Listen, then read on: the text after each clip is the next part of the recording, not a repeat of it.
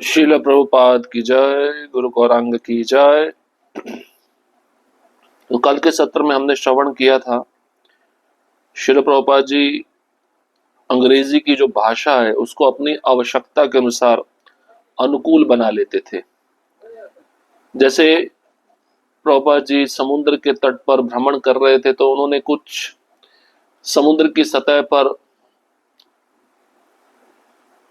तैरने वाले लोगों को देखा, तो उसको इंग्लिश में कहते हैं सर्फर्स। लेकिन प्रभुपाद बोले सर्फर्स नहीं है, सफर्स है।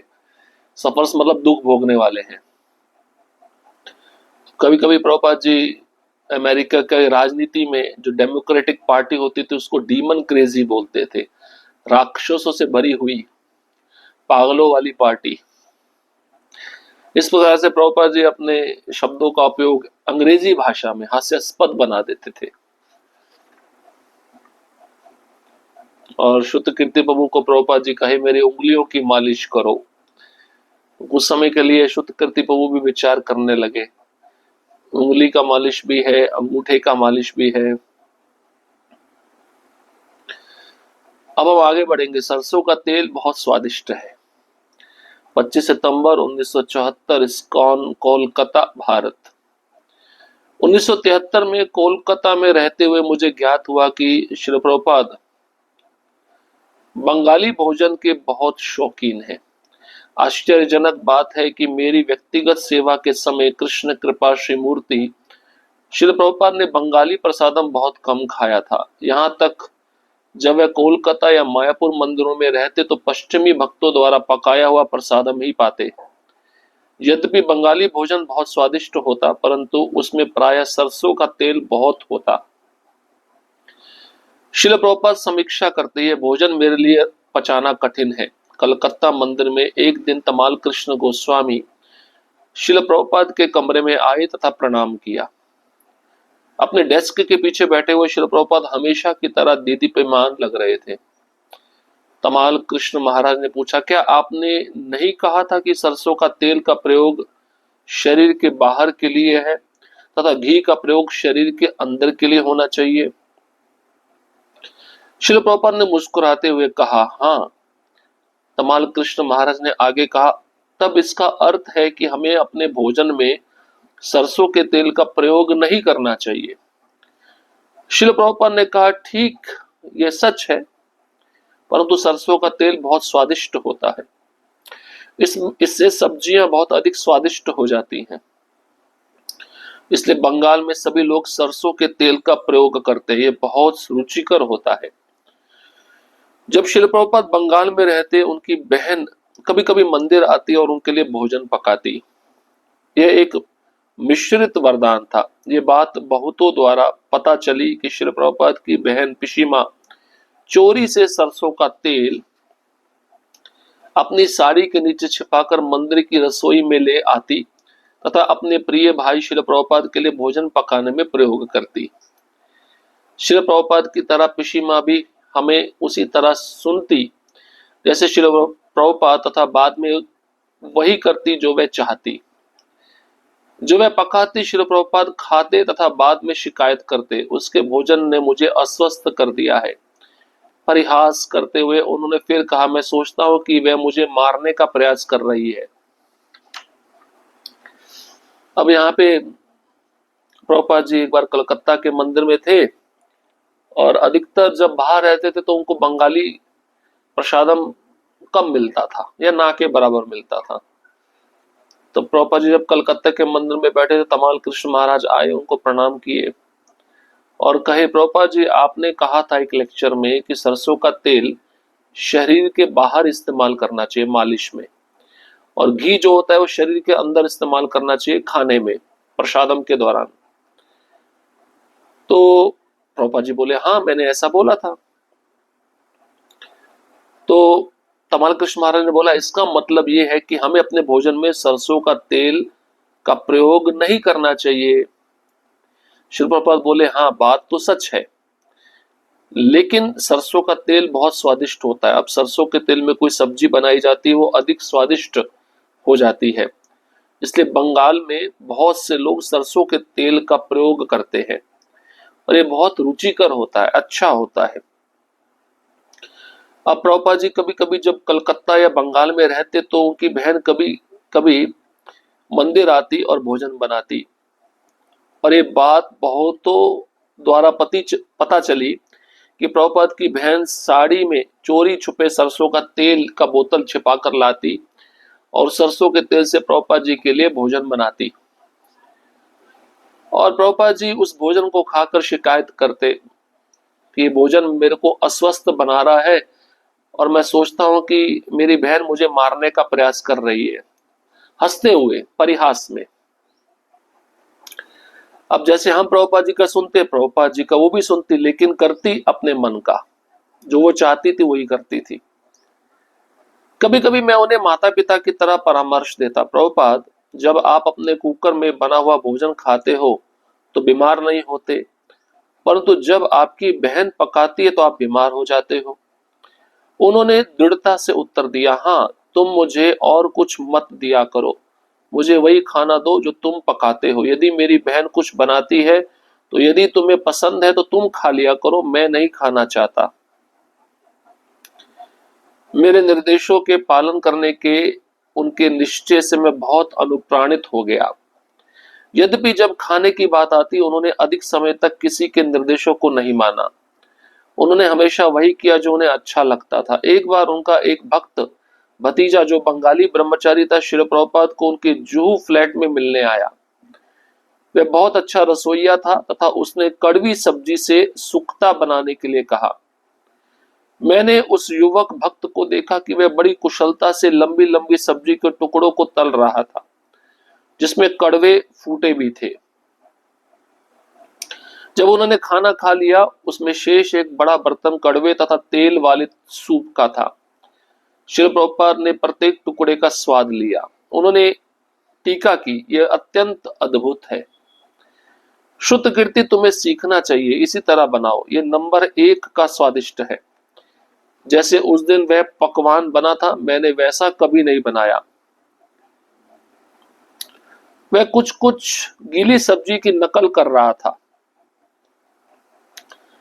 श्री प्रभुपाद ने उसका पूरा आस्वादन किया था। मेरे लिए सौभाग्य की बात है कि मेरे द्वारा बनाया हुआ अत्यंत सरल भोजन भी श्री प्रभुपाद स्वीकार कर लेते थे।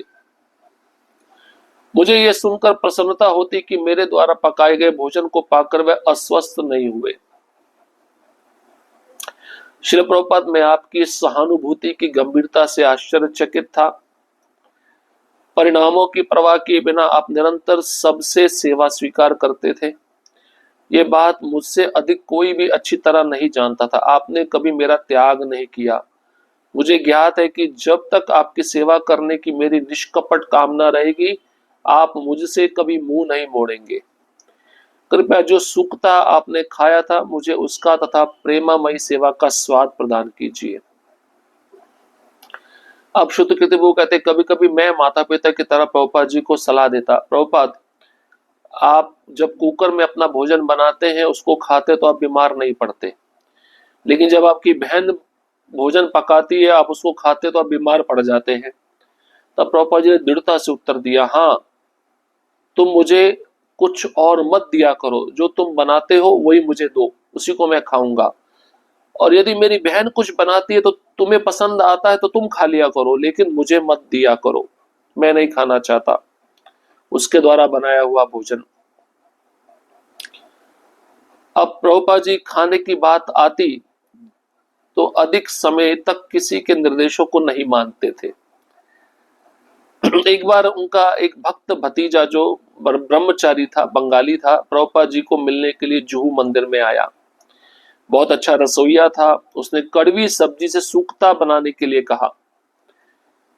तो शुद्ध कीर्ति वो कहते हैं, उस युवक भक्त को जब मैंने देखा, बड़ी कुशलता से लंबी लंबी सब्जी के टुकड़ों को तल रहा था तेल में, सरसों के तेल में।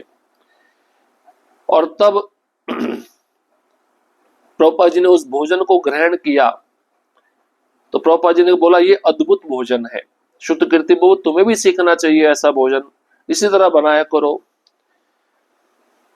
जैसे उस दिन वह पकवान बना था, मैंने वैसा कभी नहीं बनाया था, परंतु प्रभुपाद जी उस प्रसाद का पूरा आस्वादन लिए। और मेरे लिए सौभाग्य की बात क्या थी, जब मैं बनाता था प्रभुपाद जी उसको सरलता से स्वीकार कर लेते थे। मुझे ये सुनकर बड़ी खुशी होती थी कि मेरे द्वारा पकाया गया भोजन प्रभुपाद जी स्वीकार कर रहे हैं और कभी वे अस्वस्थ नहीं हुए, बीमार नहीं हुए। तो प्रभुपाद जी के चरणों में शुद्ध कीर्ति प्रभु प्रार्थना करते हैं कि आप मुझे इस प्रकार की सेवा प्रदान कीजिए कि मैं आपको ऐसा भोजन बना के खिलाऊं कि आप कभी बीमार ना पड़े, और आपने जो सूखता खाया था मुझे उसका प्रेममयी सेवा का स्वाद प्रदान कीजिए। मुझे इधर उधर भागना पसंद नहीं। 24 सितंबर 1974, इस्कॉन, कोलकाता, भारत। एक दिन परमहंस तथा मैंने श्रील प्रभुपाद के पारिवारिक घर तक कार की यात्रा की। एक खेल के मैदान से निकलते हुए श्रील प्रभुपाद ने खेल के मैदान की ओर संकेत करते हुए हंसकर कहा, जब मैं छोटा था मैं वहां फुटबॉल खेला करता था। मैं आलसी था, इसलिए केवल गोल रक्षक था। मुझे इधर उधर भागना अच्छा नहीं लगता था, इसलिए वही स्थान मुझे पसंद था। हम सभी इस रहस्योद्घाटन पर उनके साथ हंस पड़े। जब वे अपने जीवन विशेषकर बचपन के विषय में कुछ बताते तो सुनकर बहुत अच्छा लगता।